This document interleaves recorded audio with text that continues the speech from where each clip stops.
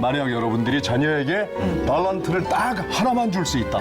그 하나의 달란트 뭘 주시고 싶으세요? 글쎄 제가 부족한 부분인 것 같은데요. 사실은 저는 주변에서 부모님들이 기도를 열심히 하는 신앙의 집안 부러웠구나. 보면 굉장히 부러웠거든요. 그런 기도하는 부모? 예.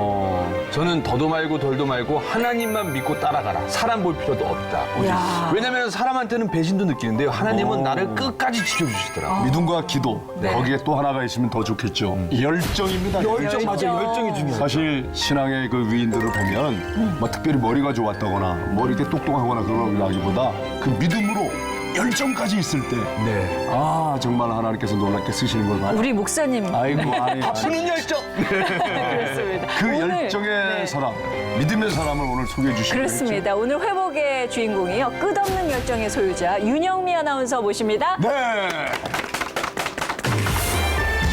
SBS 간판 아나운서, 대한민국 최초 프로야구 여성 캐스터. 프리 선언 후 다재다능한 끼로 방송, 간계를 접수한 그녀. 푸른 초장 같은 남편을 만나 믿음의 유산을 물려받기까지. 열정 넘치는 윤영미의 킬링 토크가 시작됩니다. 여보, 하지 마세요. 내일 박정수 씨는 주인공 얼굴이고 저는 조연 얼굴이에요. 저랑 짝 맞춰서 예능 프로 나갈까요? 사흘 만에 전화가 왔습니다. 쫙 막 맞아요. 버튼 누르고 이런 걸 제가 했거든요. 저는 투수가 뭔지 포수가 뭔지 몰랐는데. 어머나. 진짜 뭐 어쩌고 쭉 날아가는 거 홈런한테 막 이거 하고 거의 일성이 홈런이었어요. 왜 나 이렇게 고달프게 만드시고 왜 이런 고난을 주시고 막 그런 원망들을 많이 했는데 야 이거는 위대한 유산이다. 아 그렇구나. 그러니까 내가 재벌한 때도 또 이렇게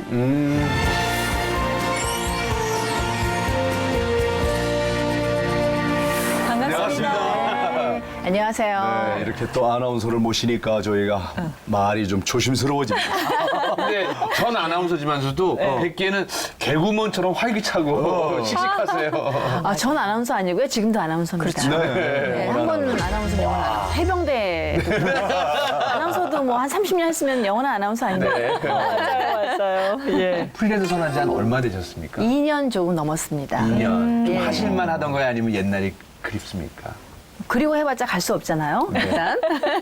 근데 예전에는 그 조직 생활을 했으니까 방송국에서 늘 이 자유가 그리웠었어요. 저희 아나운서들은 굉장히 위기 질서가 좀 심하고 어디 자리 이석하는 것도 이렇게 조심스럽고 굉장히 짜여진 생활을 하는 그런 방송국 생활이라 좀 누가 참견 좀 안 하고 좀 자유로웠으면 좋겠거든요.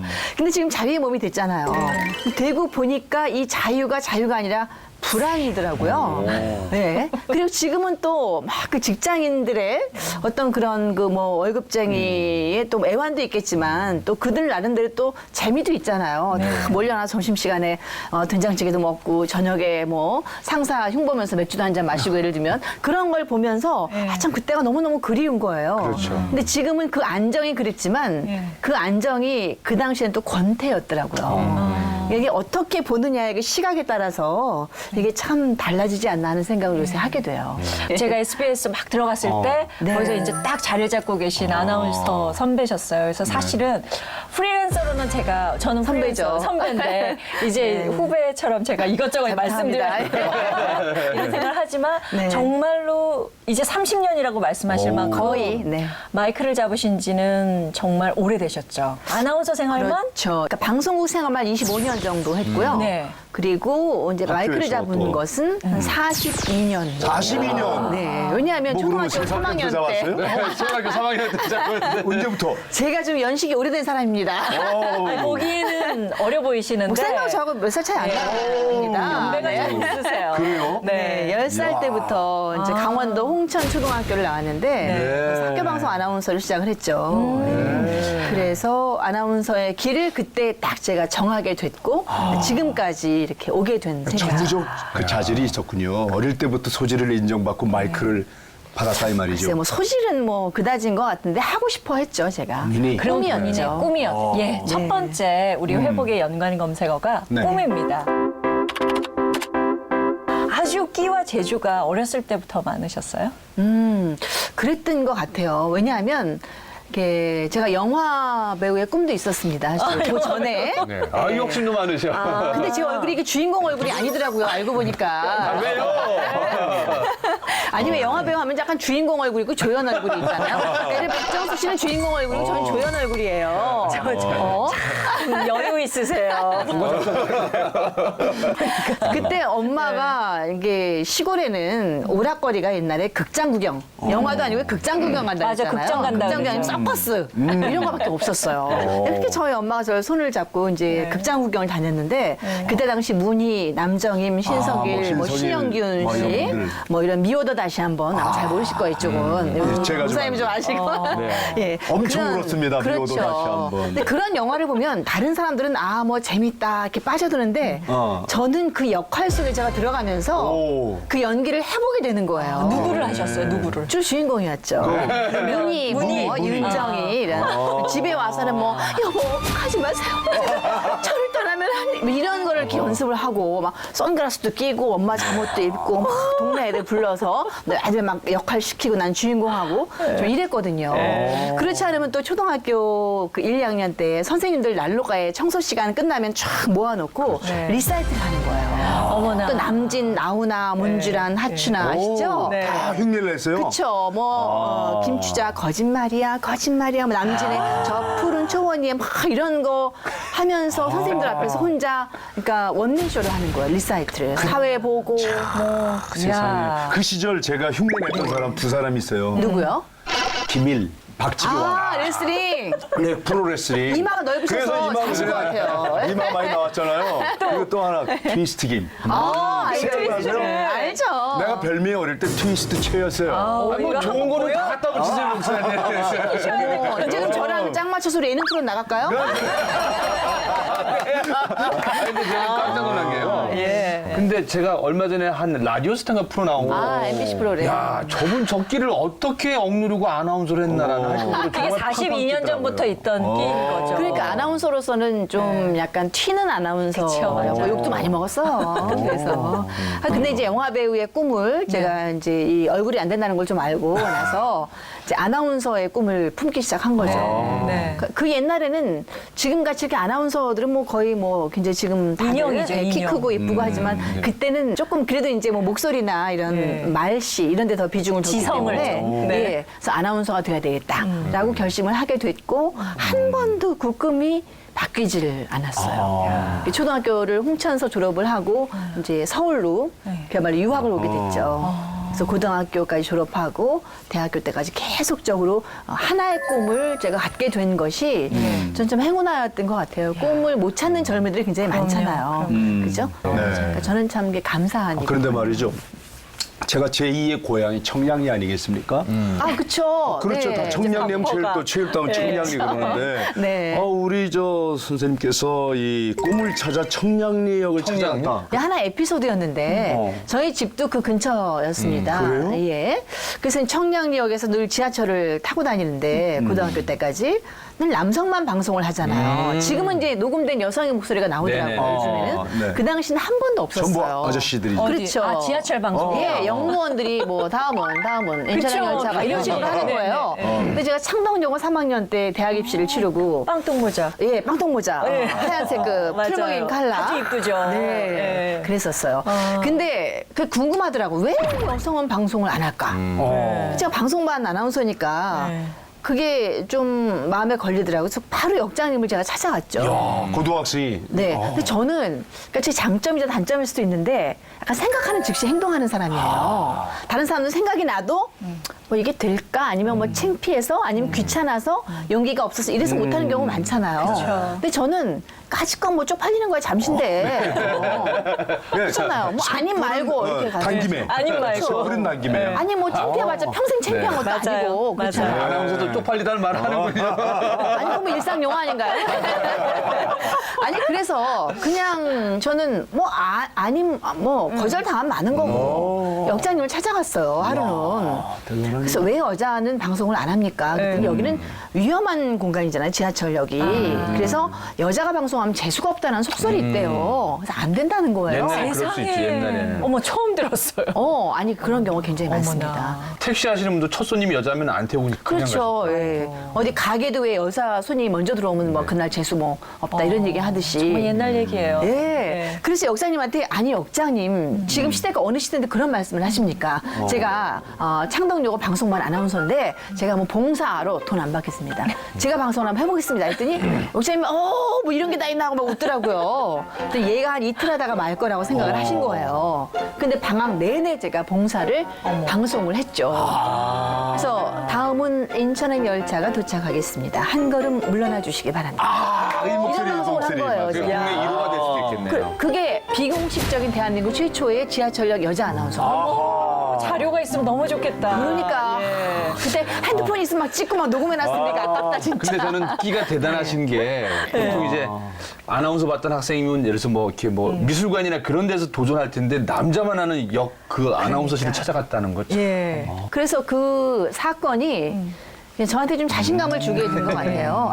뭔가 생각하는 대로 한번 이렇게 시도를 해보는 게 참 중요하구나. 라는 그런 저한테 아주 큰 시험이었는데 탁 패스가 된 거네요. 그렇죠. 예. 야, 근데 그렇지도 않은 게 그다음에 아나운서 시험을 제가 이제 보게 되잖아요. 네. 네네네. 대학 4학년 때부터 줄줄이 떨어졌죠. 맞아. 그래요? 한 10번 이상 떨어진 것 같아요. 어머나. 그럼 어디부터 시작하신 거예요? 춘천 MBC 아나운서로 MBC. 1985년도에 이제 시작을 그러니까 하게 그 됐어요. 옛날도 그렇게 아나운서 되기는 힘들었다는 얘기죠. 지금도 막 3,000대 1, 4,000대 1 네. 되는데 그 당시에도 거의 1,000대 1 정도 가까웠었어요. 그렇게 많았어요. 네. 지원자가. 저도 고향이 강원도래거든요. 근데 그래요? 강원도 홍천에서 공부하다가 서울 유학 갔다가 또 여러 아나운서를 거쳤다가 다시 춘천으로 내려간 네. 네. 제가 성심여자대학을 나왔는데 1학년을 춘천에서 기숙사 생활을 했었어요. 네. 1년 동안. 맞아요. 그때 그 춘천이 그렇게 아름답더라고요. 막 물안개하며 그렇죠. 막 네. 호수 이렇게 자꾸 아름답잖아요, 춘천이. 그래서 그때 또 결심한 게 나는 춘천에서 아나운서 생활하면서 혼자 한번 살아봐야 되겠다. 네. 그런 결심을 했었어요. 그래서 물가시는 춘천으로 이제 아나운서를 지망을 하게 됐죠. 만약에 서울 붙었으면 서울에 서울에 뭐 있었겠죠. 근데 자꾸 떨어지니까. 근데 얘기에 따르면 방송사 사장님께 무작정 편지를 보내서 아나운서가 됐다는 얘기는 그것도요, 네. 진짜 제 인생을 바꿔놓은 하나의 터닝 포인트였습니다. 그리고 이게 될까? 안 될 거야. 라고 생각하기 쉬운 사건이었는데, 아까 말씀드린 것처럼 저는 그냥 이렇게 시도해보고 도전해보는 그런 사람이었기 때문에, 네. 뭐, 안 되면 그냥 내가 편지 쓰는 수고로움만 한 것 뿐이고, 이게 된다면 내 인생을 바꿔놓을 것이다. 라고 생각을 했죠. 계속 떨어지는 거예요, 시험이.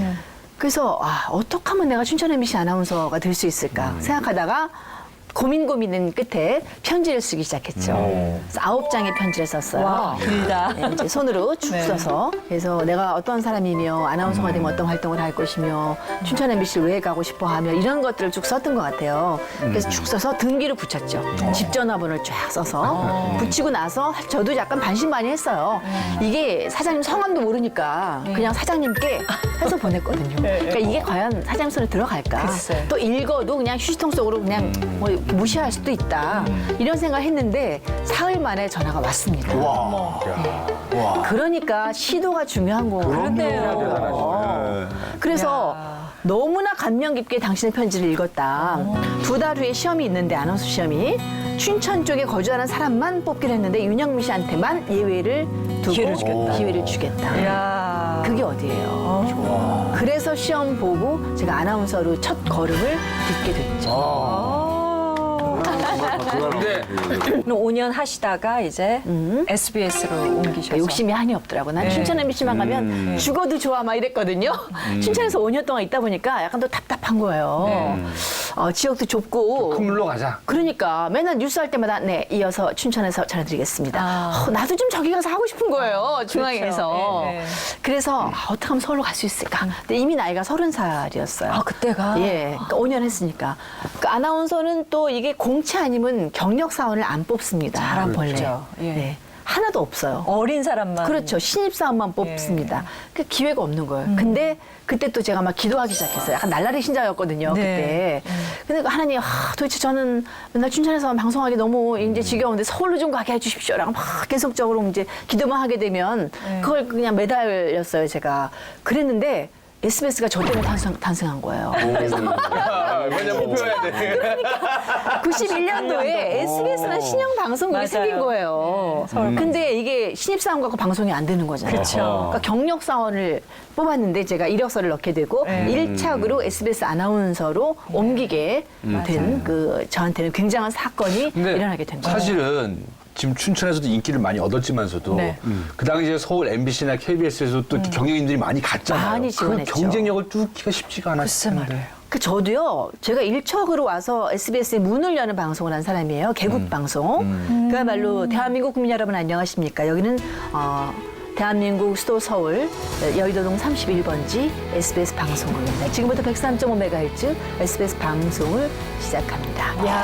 이런 거를 문화부 장관 오고 뭐 쫙 와고 맞아요. 버튼 누르고 이러는 걸 제가 했거든요. 근데 그게 지금도 의문인 게 왜 SBS에서 지방에 이름도 없는 저같이 평범한 아나운서를 뽑았을까가 참 그러니까 의문이에요. 현실적인 얘기로 여쭤보는 거거든요. 그러니까 저 누구한테 가서 물어보고 싶더라고요. 왜 저를 뽑았습니까라고 정말 묻고 싶었어요. 하나님이 저 하시는 지금도 일이요. 진짜 그거는 이거는 정말 간증거리라고 저는 그러네요, 생각해요. 간증이네. 근데 정말 SBS 역사적인 개국 방송까지 하시고 탄탄대로로 이제 서울 입성하셨어요. 네. 근데 들어가고 난 다음에 뜻대로 펼쳐지지가 않았던. 산 넘어 산. 네.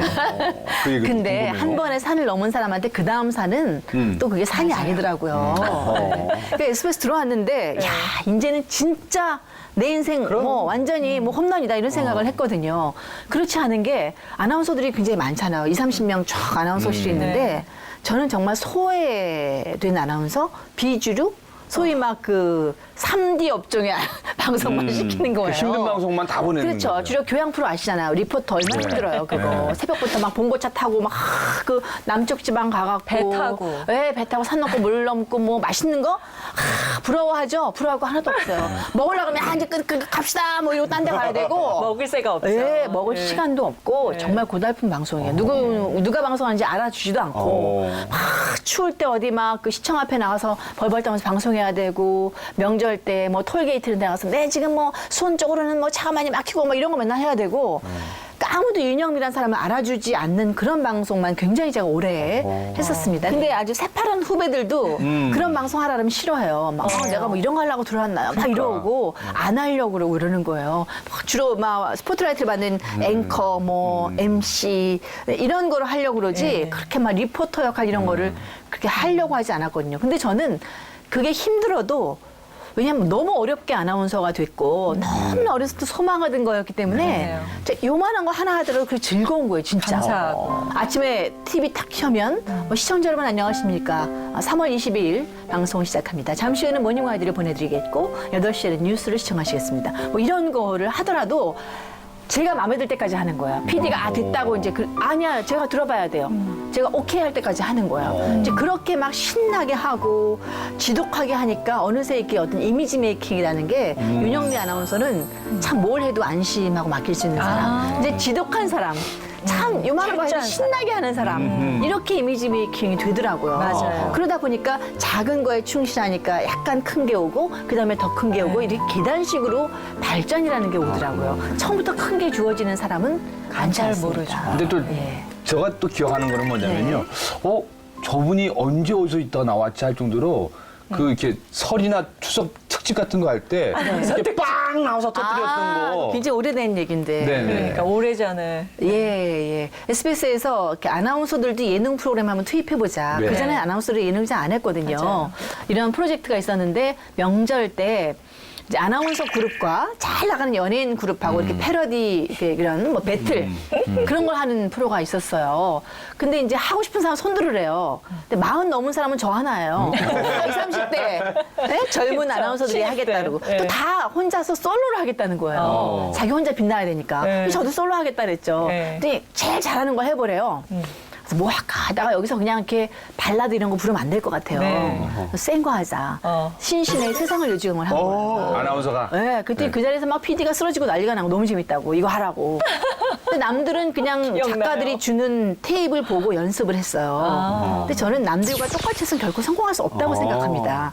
그 신신혜 씨 댁에 찾아갔죠. 전화하고. 그래서 일주일 동안 신신혜 씨 상도동 집에서 2층에서 둘이 연습을 했어요. 정확히 디테일하게 다 설명하죠. 옷 다 빌려주고 머리 올려서 여기다가 목걸이 달아라 뭐 이런 거 뭐 이런 거 하라 뭐 사팔들이 어떻게 이걸 다 가르쳐주고 한 거예요. 실전에 했죠. 대상 당을 받았고 네, 맞아요. 진짜 그때 어마어마한 하여튼 센세이션이었어요. 센세이션을 불러일으키면서 엽기 아나운서다. 근데 어떻게 신신혜 씨 집을 찾아갈 생각을 하냐 이거지. 그게 보통 그렇게까지 사람이 하실 줄 아니에요. 몰랐어요. 아니 왜냐하면 저는 후배들 같이 그렇게 예쁘지도 않고 키도 크지도 않고 뭐 춤을 잘 추는 것도 아니고 그러니까 잘하려면 남들보다 더 한 발짝 나가야 되거든요. 그 다음에 또 서류 됐는데 이번에 PD가 뭐 할 거냐요 또. 예. 더 센 거 해야 되잖아요. 이번에 또 엽기적으로 생각한 거예요. 이 박사가 생각나죠. 어머, 그 당시에. 네, 또 이 맞아요. 박사 집을 찾아갔어요. 도봉동에. 무조건 찾아가는 거였어요. 까지 다 하세요. 또 이 박사 집을 찾아갔어요. YMCA 이거 뭐 하는 네. 이 박사님. 제가 하는 여자가 하겠어요. 햄버리 막 흔들면서 하는 거. 내가 보기엔 번역자 씨보다 잘하실 것 같아요. 그래서 또 이 박사랑 일주일 동안 집에서 연습을. 세상에. 이번에는 이제 녹화할 때 실제 이 박사가 나왔어요 중간에. 어머나, 그래서 같이 탬버린 틈들면서 막 춤췄거든요. 예. 사람들이 이 박사보다 제가 훨씬 잘한다. 또 이제 대상 받고. 그때부터 제가 10년 동안 예능 프로그램을 하게 돼요. 제가 맞아요. 그만둘 때까지. 사실 요즘에는 아나운서들이 다양한 분야에서 활동을 하잖아요. 그 연예 프로그램이라든지 아니면 예능 프로그램을 뚫어주신 선배로서의 그 도전자 역할이 정말 대단하셨다라는 생각이 들어요. 어쩌면 첫 신호탄일 수도 있어요. 지금에 와서 생각하면 그때는 저도 저 선배 왜 그렇지? 아나테이너라는 말을 네, 탄생을 맞아요. 시켰죠. 탄생시켰죠. 그리고 네. 두 번째로 또 놀라운 아니라. 것은 뭐냐면 야구 캐스터. 아, 예. 정말 두 이게 번째- 두 번째 관련 검색어예요. 네. 야구 캐스터. 야구에 관련된 얘기만 해도 좀 밤을 새야 되는데 SBS에 제가 들어와서 그야말로 인정받지 못하는 아나운서였거든요. 근데 저는 평생을 방송을 하고 싶었어요. 근데 이렇게 흐지부지 하다가는 내가 SBS에서 잘릴 수 있겠구나라는 위기감도 생각이 들죠. 솔직히 막 들더라고요. 근데 이미 나이가 33, 아나운서도 그런 생각이 들어요. 그러면요. SBS는 민영 방송이라서 사람을 그냥 이렇게 놔두는 방송 뭐랄까 이렇게 안 되는 계약에 건가? 대한 계약을 예. 또 하는 경우. KBS 같이 어떤 그 탄탄히 보장된 방송국은 아닙니다. 그렇기 때문에 어떻게 하면 내가 평생 방송할 수 있을까를 고민을 하기 시작했어요. 네. 그 진로에 대한 고민이 생기면서 애인도 없었으니까 결혼도 할 사람도 없었고 그래서 그때 미국으로 가서 한인 방송을 할까? 라는 생각을 제가 하게 됐었어요. 네네. 그래서 이걸 어떻게 할까? 막 SBS에서 오래 나를 과연 놔둘까? 미국을 갈까? 뭘 할까? 막 이런 고민에 쌓이면서 나이는 더럭더럭 먹어가고 그 당시 제가 여의도에 살았거든요. 순복음교회 새벽기도를 제가 나가기 시작했어요. 그때. 한 10분 정도의 또 거리가 이제 있어서 기도를 새벽 기도를 시작하셨구나. 5시 전이었, 4시 반쯤이었던 것 같다.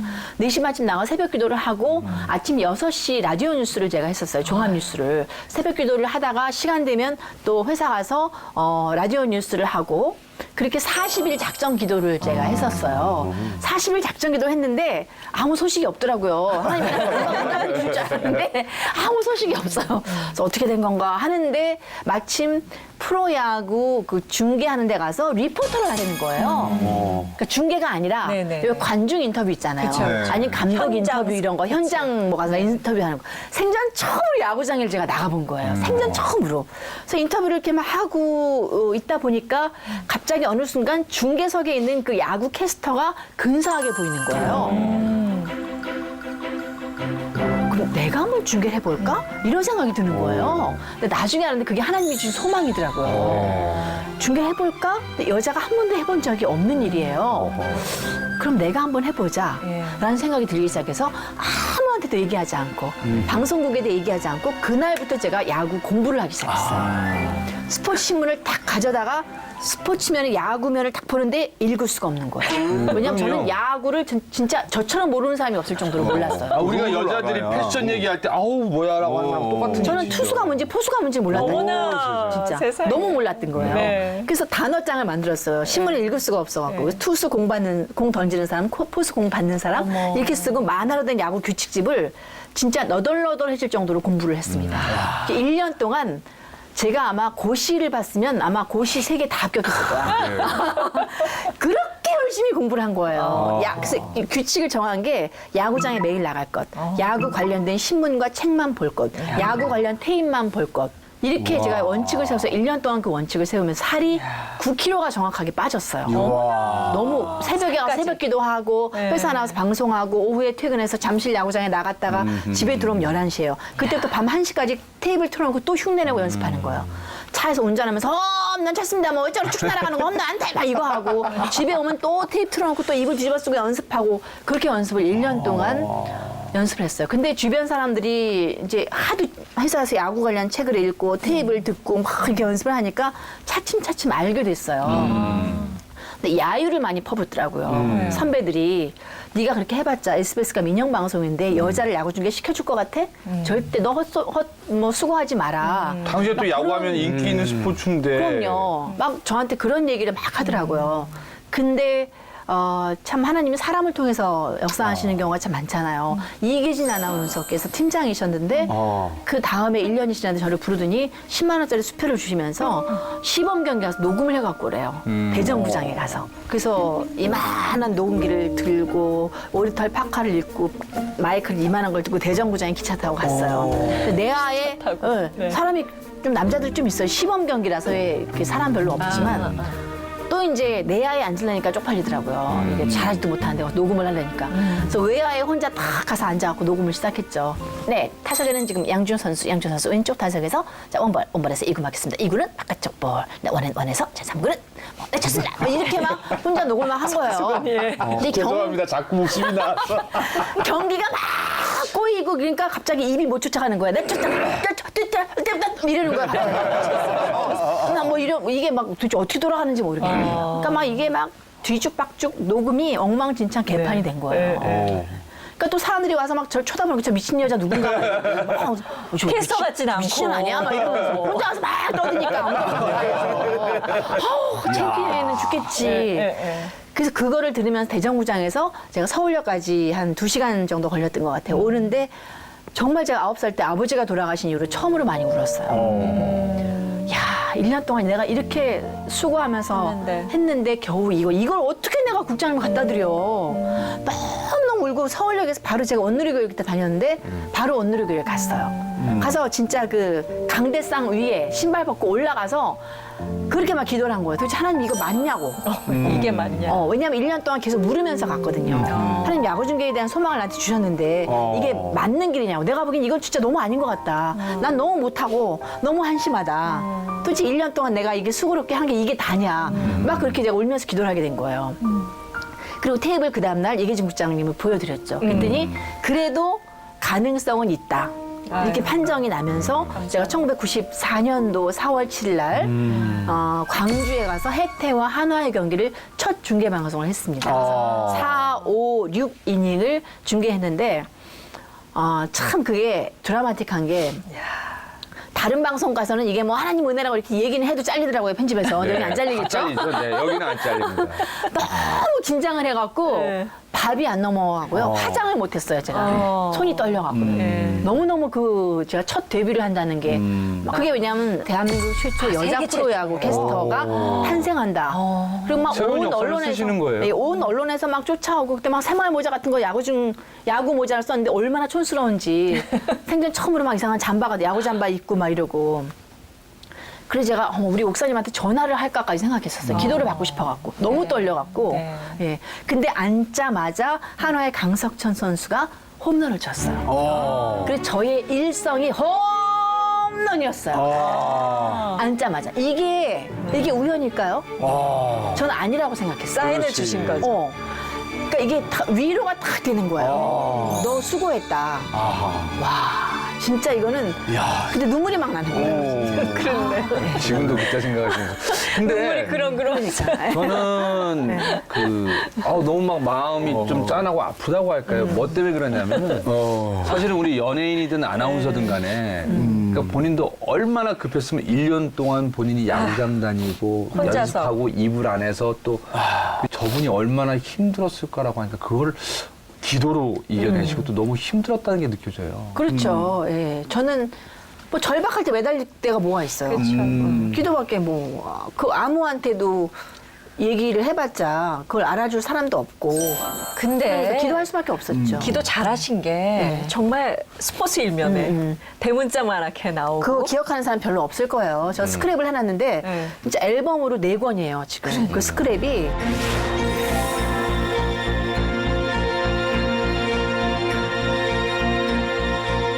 벼룩시장 하다못해 썬데이 서울부터 해서 다 나왔어요. 안 나온 언론이 없어요. 뭐 맞아요. 진짜 한겨레 신문, 조선일보, 중앙일보는 말할 것도 없고요. 네. 뭐 일본 잡지 뭐부터 해서 네. 신동아, 월간조선 이런 거부터 해서 그럼요. 예. 뭐 잘한 것도 너무 많겠지만 이 대목에서는 이제 혹시 실수한 거, 뭐 잘못한 거라도 그런 재미있는 거. 그거 있었겠죠. 실수 굉장히 많이 했죠. 재밌는 실수는 이제 95년도인가 김영삼 대통령이 시구를 하러 오셨어요. 시범 이 개막전이었는데. 네네. 진짜 그 자리 저 있었습니다. 그러셨어요? 그런데요. 예. 예. 제가 이제 중계를 하니까 예. 네, 뭐 여러분 안녕하십니까? 우리는 잠실 야구장입니다. 오늘 시구는 김영삼 대통령이 하시겠습니다. 네, 셋 포지션. 뭐 하면서 뭐 어깨면 쫙 했어요. 네, 잘 던지셨네요. 하면서 네, 김영삼 대통령이 시구를 하시고 방금 돌아가셨습니다. 그냥 이렇게 자리를 떴다는 그 얘기를 하는데 방금 이제 돌아갔다는 얘기를 방금 돌아가셨습니다. 이 얘기를 내가 다 반복한 거예요.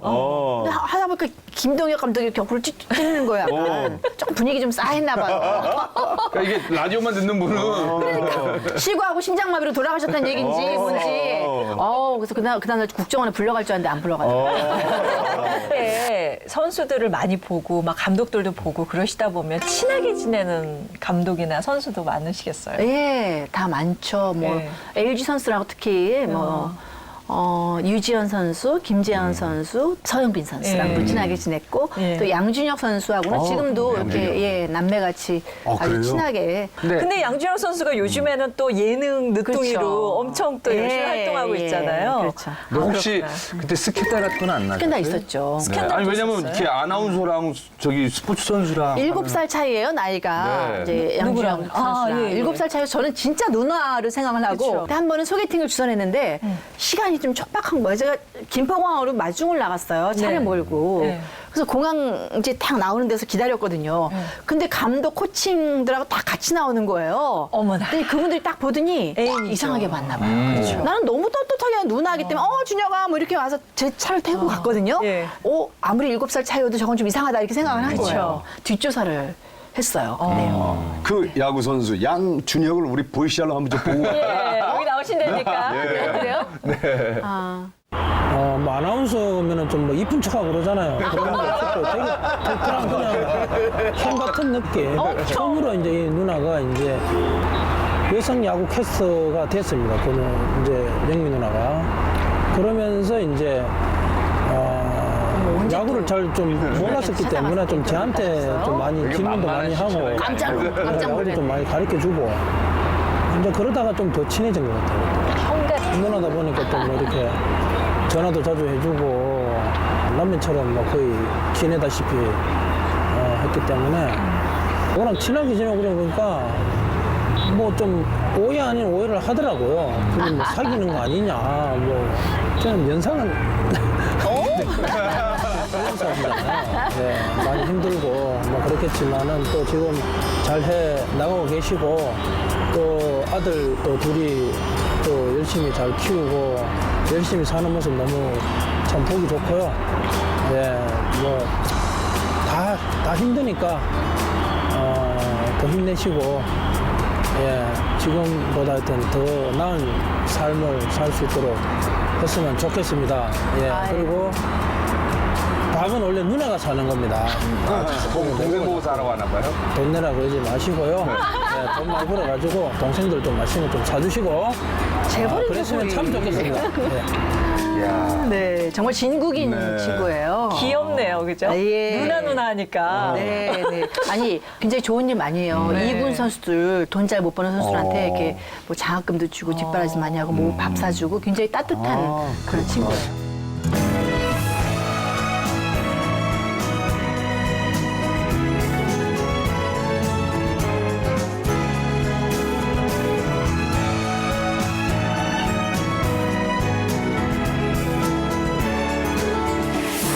선배의 열정은 네. 정말 아무도 따라갈 수 없다. 아나운서계에서 다들 인정을 하세요. 이 열정에 뭐 80 간다고 뭐 멈추겠어요. 90 간다고 멈추겠어요. 그래서 이 세 번째 관력 검색어가 열정 아니었겠습니까? 10대 소녀가 정량리 역장을 찾아가서 얘기하는 건 나 이해가 간다 이거지. 네. 아, 그 정도 당돌함과 배짱이 있으니까 이 나이에도 지금 사실 50대 아니겠습니까? 네, 52입니다. 50대, 이 50대가 갖고 있는 이 끊임없는 열정, 도전. 아, 그 도전하는 이유에 대해서 오늘 시청자들에게 한 말씀을 좀 해주시면 좋겠어요. 아유, 뭐 제가 무슨 한 말씀 이런 거는 그냥 정말 없고요. 예. 제가 20대 때는 나이 30이 넘으면 그 당시에도 뭐 맞아요. 노처녀 뭐 한물 갔다 뭐 이런 얘기 막 듣는 시대였거든요. 네. 30 넘으면 진짜 뭐 여자 취급 못 받는 줄 알았어요. 제가 30이 돼 보니까 그때부터더라고요, 황금기가. 맞아요. 진짜 여성으로서의 아름다움도 30대 중반부터 맞습니다. 시작이 되는 것 같고 또 30대에 내가 40대를 바라보니까 이제 좀 너무 늙는 것 같은 거예요, 40이. 40이 뭐 여자인가 이런 생각 했거든요. 제가 40이 돼 보니까 네. 그렇지 않더라고요. 맞아요. 정말 농익은 그 여성의 아름다움이 40대에 완성이 되더라고요. 또 40이 또 50을 또 바라보니까 그때는 또 야, 50은 뒷방 늙은이. 손주나 봐주고 뭐 이래야지 무슨 그게 여자냐 이렇게 생각했거든요.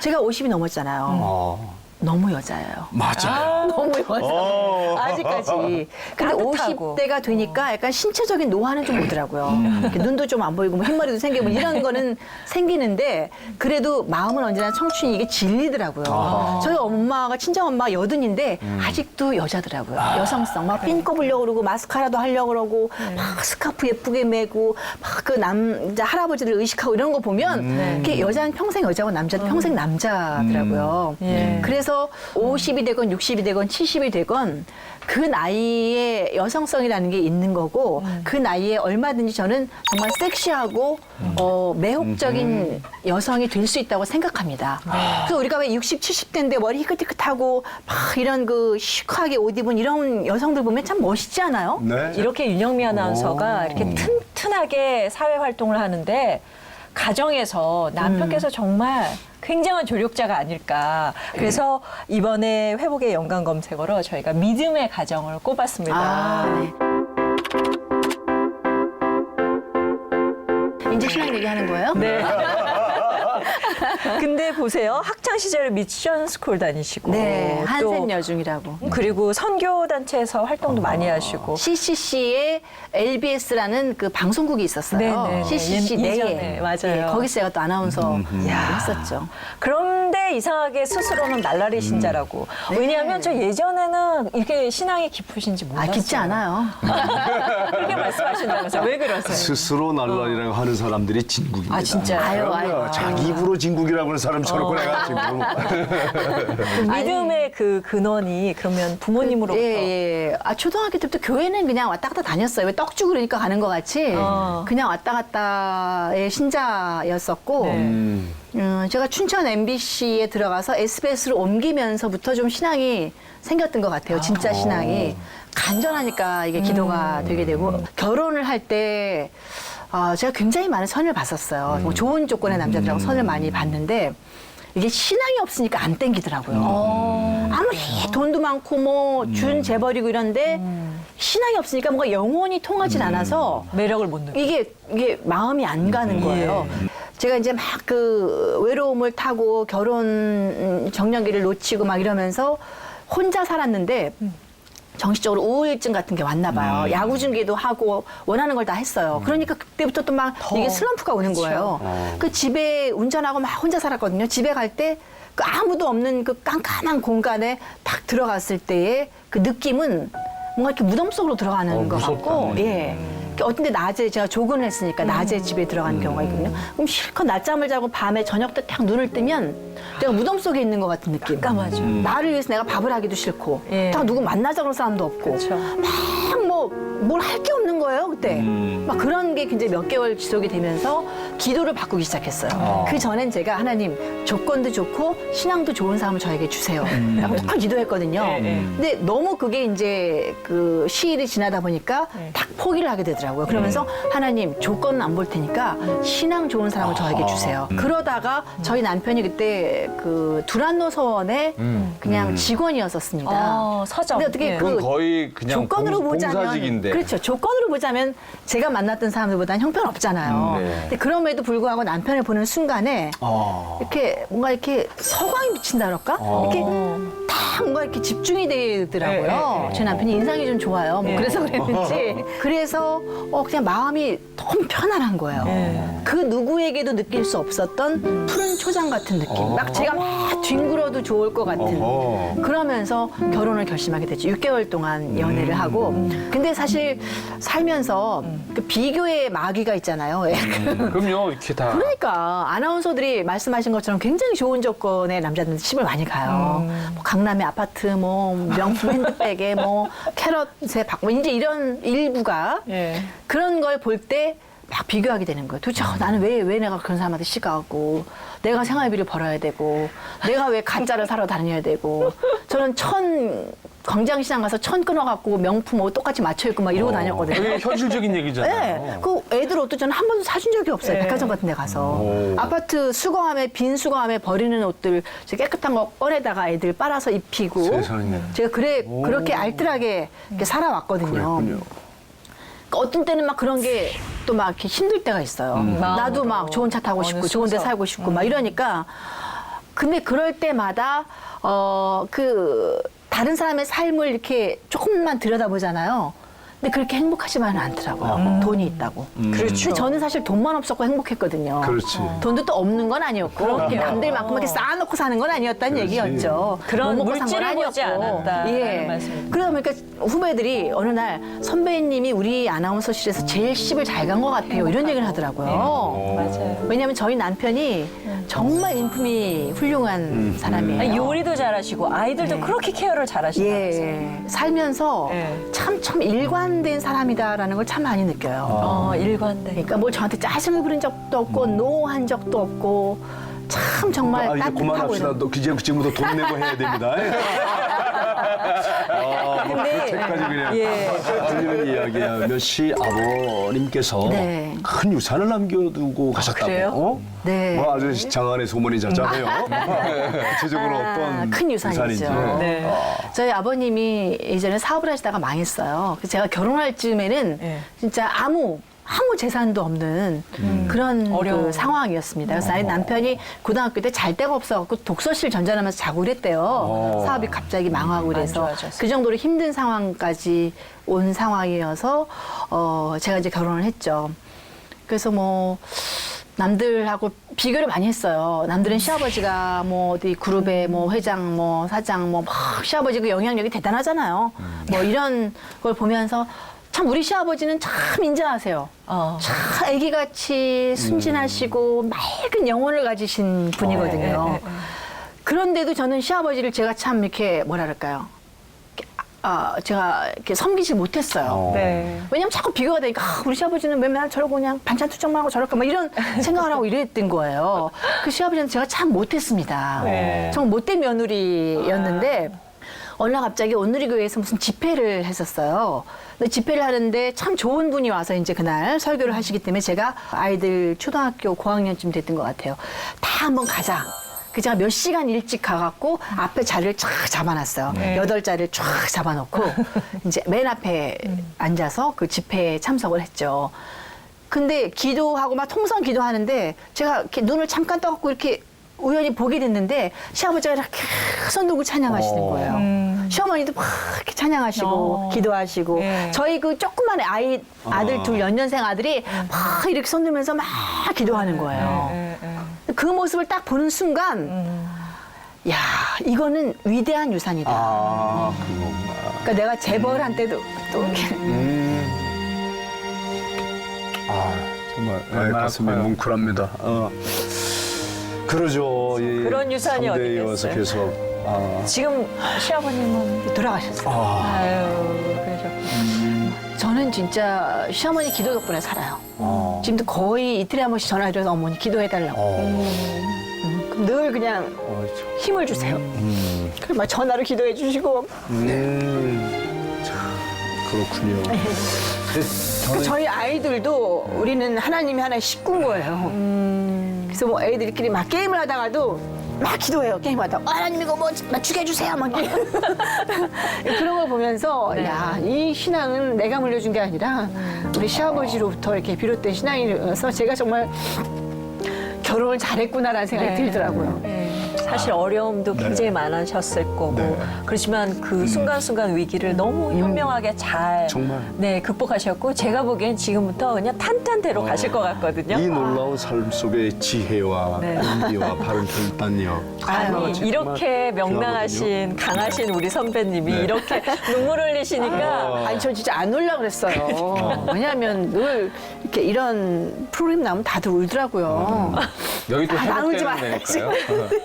저 눈 밑에 시커멓게 됐나요? 아니요 아주 예쁘세요. 아주 좀 더 예뻐요. 섹시해지셨어요. 이렇게 너구리 예뻐요. 되잖아요, 너구리 갑자기. 섹시합니다. 네. 정말 회복을 꿈꾸는 그리고 네. 정말 자기가 뭔가 도전하면서도 계속적으로 되지 않는 벽에 부딪혀 있는 사람들이 많이 있을 것 같아요. 특별히 40대, 50대 주부들이 우리 오늘 우리 윤영미 씨의 이 지금 메시지를 듣고 정말 용기를 얻었으면 좋겠어요. 아유, 제가 뭐라고 무슨 아유, 뭐 그럼 회복에 한 대해서 말씀, 이야기를 한 말씀 하겠어요. 해주세요. 저도 회복을 꿈꾸는 사람인데 그럼 같이 네. 살면서 우리가 고난이랄까 갈등 막 이런 것들이 참 많잖아요. 근데 옛날에는 그런 게 올 때마다 참 원망을 했어요. 하나님 왜 나를 이렇게 만드시냐고, 왜 나를 이렇게 고달프게 만드시고, 왜 이런 고난을 주시고 막 그런 원망들을 많이 했는데 이게 참 하나님의 사랑은 왜 지나고 봐야 아는지, 그죠? 근데 이제 제가 이 나이가 되니까 이제는 딱 고난이 왔을 때 그걸 땡큐하게 되더라고요. 옛날에 원망을 했는데 이제는 이게 어떤 건지 알겠더라고요. 그게. 그래서 그 TV를 보시는 많은 분들이 어떤 어려움에 속했을 때, 아, 이게 하나님이 나를 정말 훈련시키는 거구나. 트레이닝이고, 이 다음에 멋진 나로 빚기 위함이구나라는 것을 나중에 깨닫지 마시고, 지금 그걸 땡큐하고 받아들였으면 좋겠어요. 자라온 절의 히스토리 자체가 이제 와서 보면은 참 저를 만들기 위한 큰 하나의 정말 하나님의 뜻이었더라고요. 이렇게 시줄 날줄까지 없어서는 안 될. 만약에 제가 서울에서 부잣집에 태어나서 부잣집 남자한테 시집가고 아나운서 한 번에 다 합격이 되고 이랬으면 어디 가서 무슨 얘기를 하겠어요? 재수없다 그러지 다들. 그렇잖아요. 근데 지금 저의 히스토리가 제가 강연도 해요. 난 이렇게 정말 열심히 치열하게 살아왔습니다라고 강연을 할 수 있는 저의 스토리가 되더라고요. 그렇죠. 얼마나 감사해요. 그러니까 저는 지금 어떤 저한테 뭐 문제가 다가왔을 때 이제는 그 원망하지 않아요. 하나님 땡큐. 또 하나 제가 극복할 수 있는 소재를 주셨군요. 나중에 내가 이걸 갖고 간증을 해야지. 멋지게 간증하고 멋지게 나가서 강연 소재를 잡아야지. 이런 생각이 드니까 그게 고난이 아니더라고요. 예. 자, 이 원망과 불평과 탓이 변하여 찬송과 기도와 간증이 되는 이 놀라운 변화된 삶. 우리 이렇게 이 회복의 주인공을 모시고 그 흔적을 남기러 한번 가봐야 되겠죠? 네. 네, 가보겠습니다. 네, 함께 해주셔서 감사합니다. 네, 마지막으로 회복의 흔적을 남기는 시간입니다. 그래요? 우리 윤영미 아나운서의 섬섬 옥수를 남겨서 제가 손 보험 들라고 하는 얘기를 많이 들을 정도로 굉장히 손이 예쁘거든요.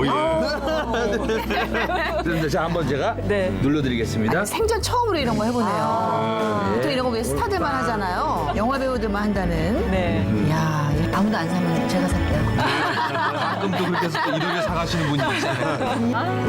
아주 잘 나와요. 여러분의 회복을 위해서 내민 윤영미 씨의 손입니다. 아름다운 손, 자랑스러운 손입니다. 처음 번을 불러봐도 내 눈에 눈물이 멈추지 않는 것은 십자가의 그 사랑 나를 살리려 지신 그 십자가